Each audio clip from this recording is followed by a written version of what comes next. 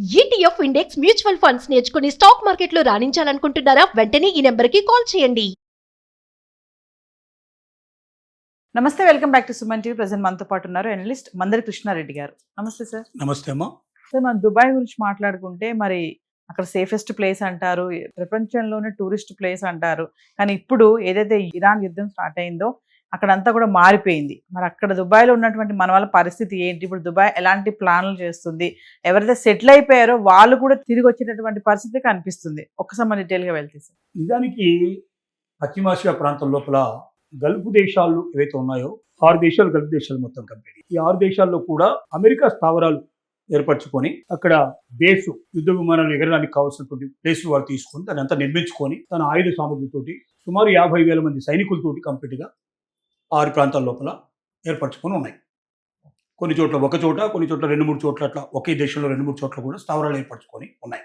అక్కడ నుంచి వాళ్ళు కొంత రేంజ్లో ఉండేటువంటి దేశాలన్నింటినీ కూడా అవసరమైతే భయపెట్టడానికి, వాళ్ళ మీద యాక్షన్ తీసుకోవడానికి ఎప్పుడంటే అప్పుడు వాళ్ళ మీద, ఇక్కడ అమెరికా నుంచి అంత దూరం నుంచి బాంబులు కానీ ఇట్లా ప్రయోగించడం చాలా కష్టంతో కూడుకున్న 1000 కిలోమీటర్ల దూరం ఉంటుంది. కాబట్టి ఇదైతే సేఫ్గా ఉంటుందనే ఉద్దేశంతో చేసుకుంది. ఇరాన్ ఎంత తెలివిగా చేసిందంటే ఆ గల్ఫ్ దేశాల్లో ఏవైతే అమెరికా స్థావరాలు ఉన్న దేశాల మీద మాత్రమే, ఆ స్థావరాల మీద మాత్రమే యుద్ధం ప్రకటించింది ముందర. కానీ మెల్లమెల్లగా ప్రపంచం మీద ఒత్తిడి తీసుకురావాలంటే ఇంతవరకు సరిపోదు. ప్రపంచం మీద ఒత్తిడి తెస్తే తప్ప అమెరికా ఆగిపోదు యుద్ధం, లేకపోతే మనల్ని ఈ రకంగానే బాధ పెట్టే అవకాశాలు ఉన్నాయి.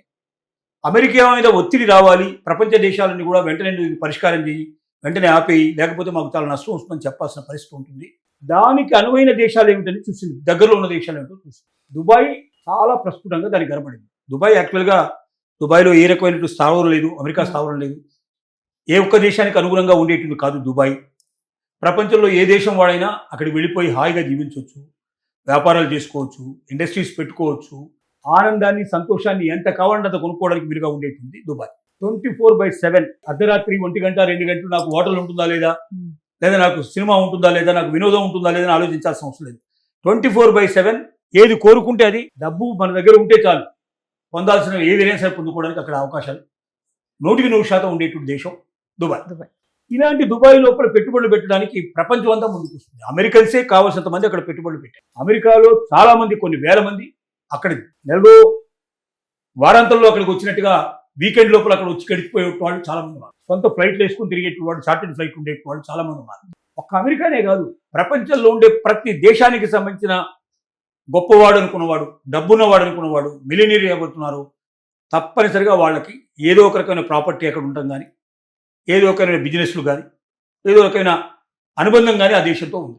కాబట్టి దుబాయ్ మీద దెబ్బ కొడితే, దుబాయ్ని అల్లకల్లోలం చేసినట్టయితే భయపడిపోతుంది, ప్రపంచం అంతా భయపడిపోతుంది. ఇప్పుడు ఈ దేశాన్ని ఆ దేశం, చిన్న దేశాన్ని కొట్టుకుంటూ కూర్చోవడం కన్నా ఇక్కడ వేస్తాను బాంబు, అక్కడ వేస్తాను, దీనికన్నా ఇంపాక్ట్ అక్కడ ఎక్కువ ఉంటుంది అనే స్ట్రాటజీని వర్కౌట్ చేసి దుబాయ్ మీద ఈ రోజు వరకు కూడా ప్రయోగం చేస్తున్నాం. డ్రోన్లు విసురుతోంది, మనుషులు చస్తున్నారు, అక్కడ బిల్డింగ్స్ కూలిపోతున్నాయి, ఎయిర్పోర్ట్ అయితే ఓపెన్ చేయడానికి కూడా ధైర్యం చేయడం లేదు వాళ్ళు. ఈ పరిస్థితులు అక్కడ ఏర్పడ్డాయి. ఇది ప్రపంచం మొత్తం మీద ఇంపాక్ట్ ఇస్తుంది. ఇక భవిష్యత్తులో అక్కడ పెట్టుబడులు పెట్టడం క్షేమకరమా కాదా అనే ఆలోచనలో ప్రపంచాన్ని పడేసే పరిస్థితి ఏర్పడింది. అక్కడ ఉన్నటువంటి వాళ్ళు కూడా వీలైతే మనం వెనక్కి వెళ్ళిపోవడం చాలా బెటరు.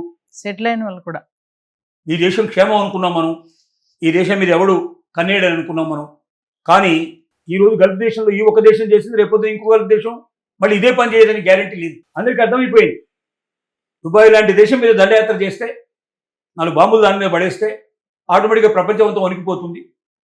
సో అమెరికా మీద ఒత్తిడి బాగా పెరిగిపోయే అవకాశాలు ఉన్నాయి. తర్వాత అసలు మళ్ళీ నిర్మించుకోవాలంటే అంత సులభమైన విషయం కాదు. కాన్ఫిడెన్స్, ఇప్పుడు 4 బిల్డింగ్లు కూలిపోతే కట్టుకోవచ్చు మళ్ళీ, కానీ ప్రజల్లో అపనమ్మకం ఎప్పుడైతే ఏర్పడుతుందో, ఈ దేశం క్షేమకరం కాదు, ఇది సేఫ్టీ ప్లేస్ కాదు అని ఒక నిర్ణయానికి వస్తే ఎక్కడి వాళ్ళు అక్కడ తప్పుకోవడానికి ప్రయత్నం చేస్తారు. డబ్బు లేకపోతే పోయింది, మనం క్షేమంగా ఉంటే చాలు, మనం బతుకుంటే తర్వాత చూసుకోవచ్చు అనే పరిస్థితిలో మనం ఆ మధ్య మనం చెప్పుకున్నాం. 3 కోట్లు 4 కోట్ల రూపాయలు కూడా ఇచ్చి చార్టర్డ్ ఫ్లైట్స్ వేసేసుకొని వెళ్ళిపోతున్నారు, అట్లా అరేంజ్ చేసేటువంటి మీడియేటర్స్ డబ్బులు ఇచ్చారని చెప్పి కూడా మనం విన్నాం. సో ఇది పరిస్థితి అక్కడ దుబాయ్లో జరుగుతోంది. ఈ పరిస్థితి కంటిన్యూ అయితే మాత్రం చాలా కష్టం. ఇప్పటికి కూడా స్ట్రాటజీని మాత్రం వదిలిపెట్టలేదు.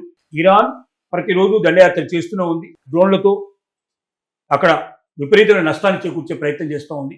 అమెరికా దుబాయ్కి విమానాలు నడవకపోవడం వల్ల వేలాది టూరిస్టులు అక్కడ చిక్కుకుపోయి ఉన్నారు. సరే, భారతదేశం లాంటి దేశం స్వయంగా మనం విమానాలు పంపించి అక్కడ ఉన్నవాడు కొంతమంది మనం రప్పించాం.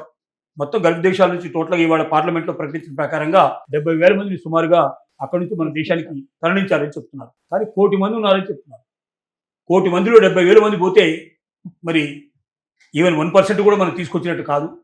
ఇంకా 99% పైన అక్కడ ఉన్నారు. మరి వీళ్లలో చాలా మంది వదిలిపెట్టి వచ్చేందుకు కూడా సిద్ధపడుతున్నారు. అట్లా రావడం వల్ల మన దేశానికి విపరీతమైన నష్టం వచ్చే అవకాశాలు ఉన్నాయి. ఎందుకంటే మనకు విదేశీ మారక ద్రవ్యం ఎక్కువ ఎక్కడి నుంచి వస్తుందంటే గల్ఫ్ దేశాల నుంచి 1 కోటి మంది ప్రజలు అక్కడ బతుకుతున్నారు. వాడు సంపాదించే డబ్బులో మ్యాక్సిమం డబ్బు మనకే పంపిస్తారు.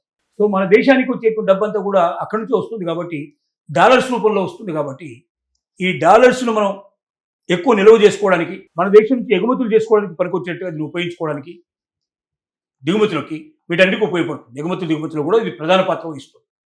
కాబట్టి ఇలాంటి పరిస్థితుల్లో దుబాయ్ ఒకవేళ చెదిరిపోతే, దుబాయ్ పడిపోతే, దుబాయ్లో ఉండేటువంటి మొత్తం మన వాళ్ళందరూ వెనకొచ్చి, అంటే ఒక దుబాయ్లోనే కాదు మొత్తం గల్ఫ్ కంట్రీస్లో కలిపి 1 కోటి మంది ఉన్నారు. దుబాయ్లో కొంతమంది ఉన్నారు డెఫినెట్గా. సో ప్రతి వీధిలోకి వెళ్తే మనకు కనబడతారు, ప్రతి హోటల్కి వెళ్తే మనకు కనబడతారు. అక్కడ ఉన్నటువంటి డెవలప్మెంట్లో మన ఇండియన్స్ పాత్ర చాలా ఎక్కువ ఉంది. అక్కడ కన్స్ట్రక్షన్ అంతా మన వాళ్ళే చేసేది కంప్లీట్గా. సో ఇలాంటప్పుడు వాళ్ళంతా వెనక్కి తిరిగి వస్తే వాడికి ఇక్కడ మరి ఉపాధి అవకాశాలు కల్పించడం చాలా కష్టంతో కూడుకున్న పని. భారం ఎక్కువైపోతుంది దేశం మీద, వచ్చే ఆదాయం తగ్గిపోతుంది, పైపెత్తి మనం దాని మీద ఖర్చు పెట్టాల్సింది పెరిగిపోతుంది. ఇన్ని సమస్యలు ఉన్నాయి. కాబట్టి దుబాయ్ క్షేమంగా ఉండాలనే ఇండియన్స్ కోరుకుంటారు. కానీ మనం కోరుకున్నావా లేదా అనేది ముఖ్యం కాదు. దుబాయ్లో ఉన్న పరిస్థితులు మాత్రం బాగులేవు. ఈ యుద్ధం ఇంకా కొంతకాలం కంటిన్యూ 2 నెలల దాకా కంటిన్యూ అయ్యి ఆ 2 నెలలు కూడా బాంబులు కురిపించే పరిస్థితి ఏర్పడితే మాత్రం దుబాయ్ పనికిరాని దేశంగా తయారైపోతుంది. ప్రపంచంలో ఉన్న పెట్టుబడి అంతా అక్కడికి వచ్చి తీసుకొచ్చినటువంటి మిలినీర్స్ అంతా కూడా మరి బికారులుగా మారాల్సిన పరిస్థితి ఏర్పడుతుంది. అట్లాంటి సిచ్యువేషను వస్తుందేమని కొంతమంది భయపడుతున్నారు నిపుణులు.